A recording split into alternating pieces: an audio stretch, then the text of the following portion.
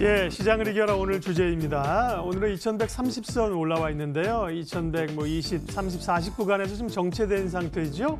변수 점검하고요. 시장 대응 전략 다시 한번 점검하겠습니다. 오늘은 김혜은 IBK 투자증권연구위원 오셨습니다. 어서 오십시오. 안녕하세요. 그러게요. 미중 협상이 딱 11월 APEC이 열려서 사인을 했으면 좋았을 텐데 그렇죠.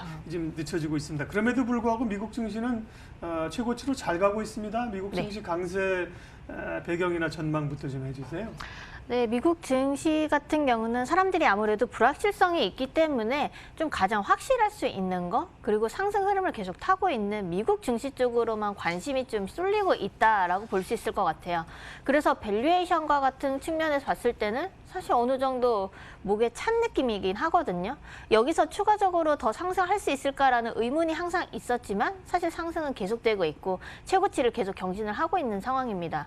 그러니까 위험자산 선호 심리가 살아났기 때문에 그렇지만 아무래도 약간의 불확실성은 있는 상황에서 사람들의 관심은 그래도 잘 갈 수 있는 쪽으로 이제 투자를 할 수밖에 없는 거고요. 그래서 미국 증시가 상대적으로 좀 더 우위에 있는 상황인데 11월 흐름 보면은 코스피도 사실 미국 증시랑 봤을 때 그렇게 크게 나쁘지는 않은 상황입니다. 네.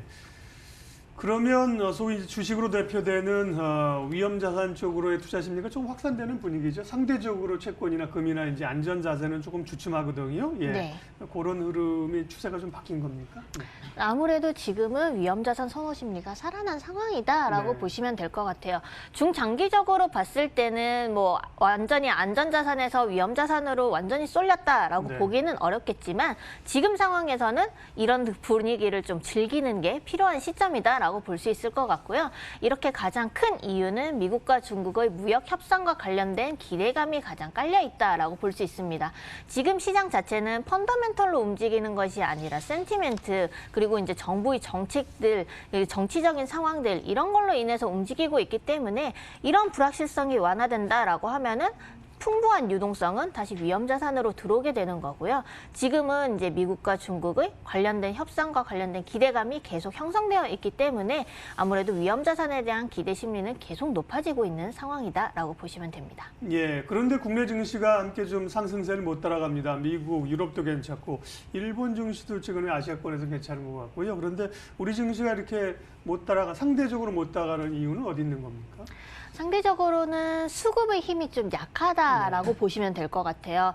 그러니까 우리나라 증시가 그 기존에 항상 보면은 외국인 주도로 항상 움직였던 시장입니다. 근데 지금 외국인 흐름 보면은 사실 매도에서 지금은 이제 뭐 매수를 약간 돌아서기는 했지만 매수 금액이 그렇게 크지는 않은 상황이고요. 최근은 다시 약간 매도를 보이고 있거든요. 11월 전체가 매수이기는 하지만 금액이 크지는 않고 그러다 보니까 완만하게 그냥 조금씩 올라가는 상황이고요. 그 전에 이제 지수가 8월 이제 초에 이제 바닥에서 조금씩 계속 상승할 때 그때는 연기금이 주도를 했었어요.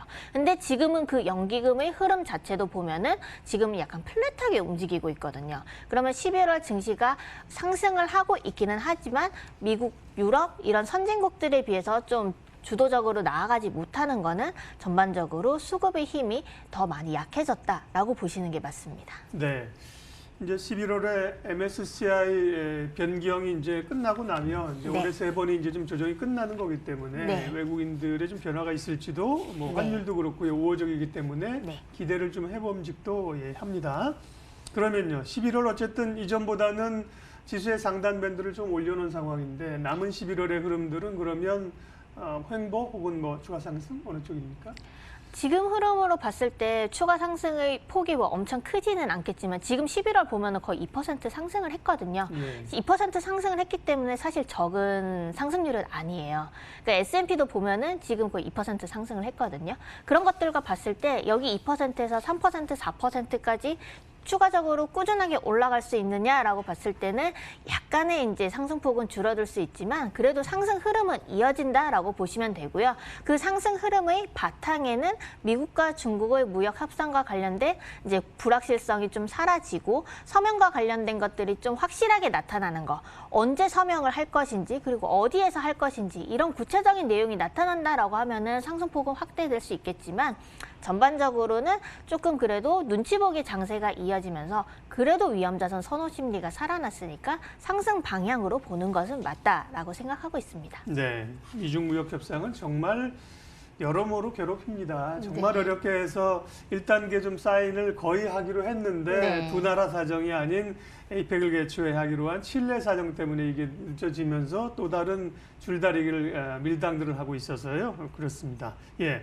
실적은 어떻습니까? 이제 3분기 실적 수준이 마무리인데요. 전반적으로는 좀 생각했던 것보다는 좋은 성적을 줄 수 있나요? 또 이후의 전망들은요? 네, 실적은 사람들의 기대가 워낙 낮았기 때문에 그렇기 때문에 사실 생각보다는 지금 실적이 괜찮은 편이다라고 볼 수 있을 것 같고요. 코스피, 코스닥 전체적으로 봤을 때 그리고 이제 뭐 부합하는 게 이제 마이너스 10%에서 10% 그리고 이제 어닝 서프라이즈는 10% 이상을 이제 예상치를 상회했을 때를 보면은 지금 이제 과거에 비해서는 좀 상당히 양호한 편이다라고 할 수 있을 것 같고요. 이제 실적 같은 경우는 항상 이제 제가 강조하는 거지만 변동성이 나타날 때 실적이 좀 양호한 애들은 항상 그래도 수익률이 이제 괜찮은 편이었거든요. 지금도 이제 불확실성이 있는 상황 속에서 이제 이런 실적이 괜찮은 애들은 항상 이제 주가가 튀었던 모습들이 있습니다. 그렇기 때문에 실적 중심으로 항상 보는 것이 괜찮다라고 볼 수 있을 것 같고요. 3분기가 이제는 마무리되기 때문에 4분기도 있지만 전반적으로는 내년에 실적이 어떤 업종들이 개선이 되는지 이런 쪽 중심으로 좀 중장기적으로 투자를 한다라고 하면은 수익률이 양호하게 나올 수 있을 것 같고요. 그런 업종이 대표적인 거는 반도체, 조선 같은 것들이 있습니다. 이런 같은 거는 이제 반도체 같은 경우는 워낙 이제 올해 실적이 안 좋았었고요. 그런 기대감으로 인해서 지금 반도체 업종이 계속 좀 상승세를 보였던 것들이 있는데 꾸준하게 상승을 할 수 있고 그리고 내년에 투자 같은 것도 일어날 수 있으니까 그런 이슈를 중심으로 보면서 투자를 한다라고 하면은 긍정적일 수 있고요. 조선 같은 경우도 우리나라가 수주를 보면은 중국을 제치고 다시 누적 수주가 1위로 됐습니다. 그런 것들도 긍정적이고 IMO 이제 2020 이제 이슈도 있기 때문에 고부가 선적을 중심으로 한 수주 기대감도 있는 상황입니다. 그래서 영업이익이 개선되기 때문에 아무래도 이 두 업종에 대해서는 실적 측면에서도 괜찮고 그리고 이제 저가의 매력도 좀 있는 상황이라서 긍정적으로 보시면 좋지 않을까라고 생각하고 있습니다. 실적 관련한 얘기하고요. 전반적으로 시장의 그럼 전략은 어떻게 가져갈까요? 말씀하신 반도체 IT에 대한 기대감, 또 부품주, 휴대폰 부품주까지 있고 한편으로는 또 종목별 장세가 옆에서 중소형주 장세가 함께 좀 펼쳐지는 것 같아요. 네. 비중은 어디로 두는 게 좋을까요? 지금 이제 시장 상황에서 이제 위험자산 선호 심리가 좀 더 커지고 외국인들이 들어온다라고 하면은 대형주 중심으로 보는 게 좀 더 안정적인 수익률을 창출할 수 있다라고 보고 있고요. 모멘텀이 있다라고 하면은 중소형주가 이제 변동성이 커지면서 올라갈 수도 있겠지만 또 그런 모멘텀이 좀 이제 종료되고 그런 기대감이 사그라들면은 사실 또 변동성이 커지는 것들이 중소형주거든요. 그래서 항상 중소형주를 투자를 할 때는 이제 변동성이 커질 수 있다라는 것들을 유의를 하고 투자를 하는 게 좀 좋을 것 같고요. 좀 중장기적으로 내가 좀 안정적인 수익률을 창출을 하겠다라고 하면은 실적을 보고 내년도에 이제 어떤 식으로 이 업종이 이제 바뀔 것인지 그런 것들을 체크를 하면서 저는 이제 좀 대형주를 중심으로 보는 게 좀 더 안정적인 수익률을 창출할 수 있을 거다라고 보고 있고요. 지금 같은 경우에는 이제 내년 이번 이제 12월이 있기 때문에 이제 배당이 있죠. 배당 마지막이거든요. 배당에 대한 것들은 사실 원래는 항상 이제 찬바람 불 때만 배당주에 대한 관심을 가졌다라고 하지만 최근에는 전반적인 기대 수익률이 낮아졌기 때문에 1년 내내 배당주에 대한 관심들이 높아지고 있는 상황이에요. 이제 금리가 낮아졌으니까 배당 수익률은 그 금리보다 훨씬 높아져 있기 때문이고요. 그래서 배당주 중에서도 실적이 좀 뒷받침되는 애들 중심으로 본다라고 하면은 배당도 얻을 수 있고 그리고 주가 측면에서도 주가가 올라가는 수익률까지 더해질 수 있으니까 좀 안정적으로 추구를 한다라고 하면은 이런 실적 개선 그리고 배당주 이런 대형주 중심이 낫다라고 보고 있습니다. 네, 꼭 뭐 대형주냐 중소형주냐 이렇게 질문을 드려서 그렇지만 그렇게 또 이분법적으로 갈 필요는 없겠지만 무게중심 자체는 대형주에 두고요. 그 가운데 실적 개선주, 배당주 중심으로 가고 또 뭐 한편으로는 비중에 따라 다르겠지만 중소형주를 뭐 공략할 수도 있겠죠. 네. 호흡을 좀 짧게 가야 된다는 말씀까지. 네. 예. 예, 여기까지 오늘 듣겠습니다. 코스피가 좀 정체 상태인데요. 전반적으로 위쪽으로 좀 열어놓으면서 대형주 중심의 전략들을 말씀을 이제 하셨습니다.